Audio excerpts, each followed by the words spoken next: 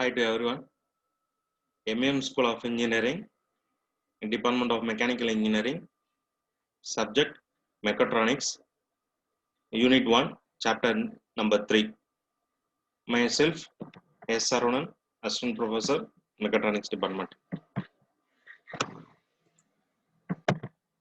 So this is the course objective and outcome of Mechatronics. Syllabus,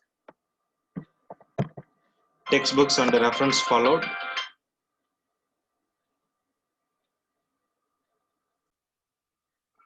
The textbook and reference book for Mechatronics. Next, this is the Unit 1. So today we are going to see about chapter number 3, that is sensors and transducers. So in sensor and transducer we are going to see about static and dynamic characteristics of sensor. That means what is sensor, so what is transducer, then so what are the characteristics available in sensors. Okay, sensors and transducer. So measurement is an important subsystem of a mechatronic system. Its main function is to collect the information on system status and to feed it to the microprocessor for controlling the whole system. Okay, that is, sensor is in manufacturing are basically employed to automatically carry out the production operation as well as process monitoring activities. Sensor technology has the following important advantages in transforming the conventional manufacturing unit into modern one. Sensors alarm the system operates about the failure of any of these subunits of manufacturing systems. It helps operates to reduce the downtime of complete manufacturing system by carrying out the preventive measures. So reduces requirements of skilled and experienced laborers. So ultra precision in the quality can be achieved. Product quality can be achieved. So sensors, according to the Instrument Society of America, sensor can be defined as a device which provides a usable output in response to a specified measurement. Okay, here the output is usually an electrical quantity and measured in the physical quantity, that is property or condition which have to be measured. So then transistor, so it is defined as an element which subjected to some physical changes experience a related change or an element which converts a specified measurement into a usable output by using a transduction principle. It can also be defined as a device that converts a signal from one form of energy to another form. Okay, specification.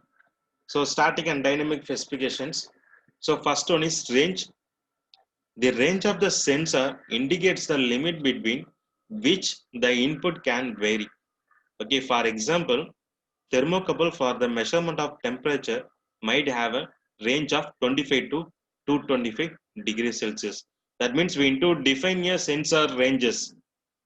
Okay, so that means if example, uh, if we want to measure some displacement means, so how much displacement distance will be that sensor will calculate or identify or recognize, like that we need to define. So first specification is range.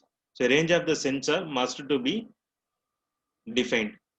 So next one, span. The span is the difference between the maximum and the minimum value of the input. Okay, so thus the above mentioned thermocouple will have the span of 200 because lower value will be 25, so higher value will be 25. That is maximum minus difference, that is minimum value. So the span of thermocouple is 200 degrees Celsius. This is the span. Okay, next one, error. So error is the difference between the result of measurement and the true value of the quantity being measured. Okay, a sensor might give a displacement reading of 29.8 millimeter. So when the actual displacement has been 30 millimeter, then the error is 0.2 minus 0.2 millimeter. So this is the error. That is actual value minus displacement reading. Actual minus reading value. Okay, that is error. So accuracy. So accuracy defines the closeness of the agreement between actual measurement result and a true value of the measured. It is often expressed as a percentage of the full range output, full scale deflection. You can see in register they put a 0.01 percentage like that they are using. For example, 4 kilo ohm means they are putting 4 kilo ohm plus or minus 1 percentage like that. So that is accuracy ranges. Maybe it will be 1 percentage extra or 1 percentage is reduced. Okay, that is the accuracy of the sensor. We need to define the accuracy of the particular sensor. Okay. So another characteristic is sensitivity. So sensitivity of a sensor defined as the ratio of change in the output value. Ratio of changing in the output value of a sensor to the per unit change. Output value of sensor to the per unit change in input value that causes the output change. For example, general purpose thermocouple may have a sensitivity of 41 microvolt per degree Celsius. That means per degree Celsius, how much voltage will be varying, like that they are defining. So that means for 1 degree changes, output will be 41 microvolt it will be changed. That is sensitivity. Okay.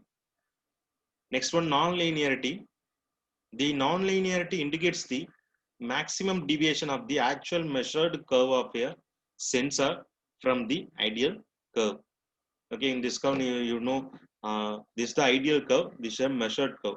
This is the non-linearity of the sensor. That is, we can also call as a error. Linearity is specified in terms of percentage of non-linearity. Okay, non-linearity percentage is equal to maximum deviation in the input divided by maximum full scale output. Okay, this is the maximum deviation. So divide by maximum full scale input, that is non-linearity. Next, hysteresis. The hysteresis is an error of a sensor which is defined as the maximum difference in input, maximum difference in output at the any measurement value within the sensor's specified range when approaching the point, first with increasing and then with decreasing the input parameter. Okay. Next, resolution. So resolution is the smallest detectable increment change. Resolution is smallest detectable increment change of input parameter that can be detected in the output signal. Okay, I think you understand. Okay, stability. So stability is the ability of a sensor device to give same output when used to measure a constant input over a period of time. That is stability. So then deadband or deadband time. The deadband or deadband space of a transducer is the range of input values for transducer is the range of input values for which there is no output. Okay, so the range of input values for which there is no output. Okay, the dead time of a sensor device, the time duration from the application of input until the output begins to respond or change. Output begins to respond or change. This is the dead time period. Next one, repeatability. It is specify the ability of sensor to give same output for repeated applications of same input values. It is usually expressed as a percentage of the full scale range output. It is usually expressed as a percentage of the full range output. Okay, that means repeatability is equal to maximum minus minimum values given. repeatability is equal to maximum minus minimum values given into 100 divided by full range. Maximum minus minimum values given into 100 divided by full range. That is repeatability. Okay. So response time. So response time describes the speed of change in the output. Response time describes the speed of change in the output on a step-wise change of the measurement. Response time describes the speed of change in the output on a step-wise change of measurement. It is always specified within an indication of input step and the output range for which the response time is defined. That is response time. Okay. Then we'll see the classification of sensor. So what are the sensors available?